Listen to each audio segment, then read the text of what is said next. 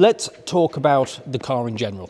So let's start at the front of the Ghost. Here we have the iconic grille, which is pretty much set for Rolls Royce on the majority of their line. We have the Spirit of Ecstasy here. With the Spirit of Ecstasy, obviously you have the option to be able to make it disappear.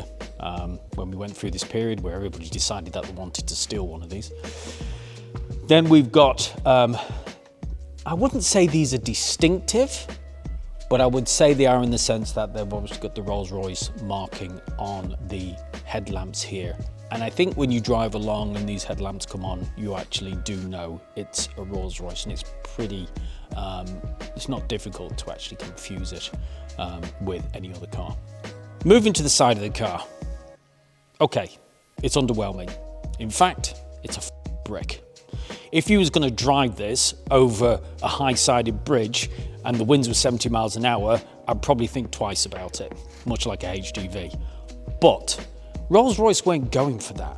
They weren't going for the AMG sleek performance shaped look. What they were going for was the simplicity and maximizing the space of the interior of the car. So while the outside looks simple, wait till we get on the inside.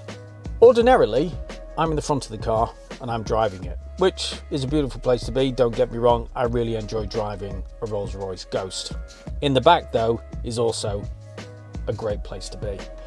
Now I'm only 5'5", but as you can see, plenty of headroom, plenty of leg room, even if you were 6'1", 6'2". And everything in here is just so luxurious and it's spacious. And of course, one thing that you can do in this car that you can't do in any other car is the ability to shut the door at the push of a button. As I mentioned earlier, when I was sat in the back, this is where I'm normally sat. And I've got to say, I do like sitting in the front and driving the Ghost. For me, as a 53-year-old, doesn't want too much complexity in his life. Everything's pretty simple. Everything at your fingertips in terms of the infotainment system, the spinny wheel, press the buttons, the menu's really simple to use. The display is really clear, nothing too clustered at all in terms of what you need to look at. The LCD screen panel just below the dials though, sometimes a little bit distracting for me, but not to the extent where I find it annoying.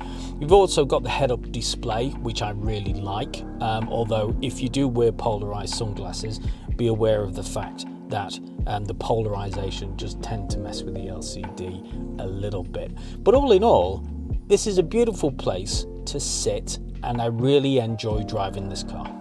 Well, there you have it, the review on the Rolls Royce Ghost. If you've enjoyed the content today, please do be sure to like and subscribe because it helps us out a great deal.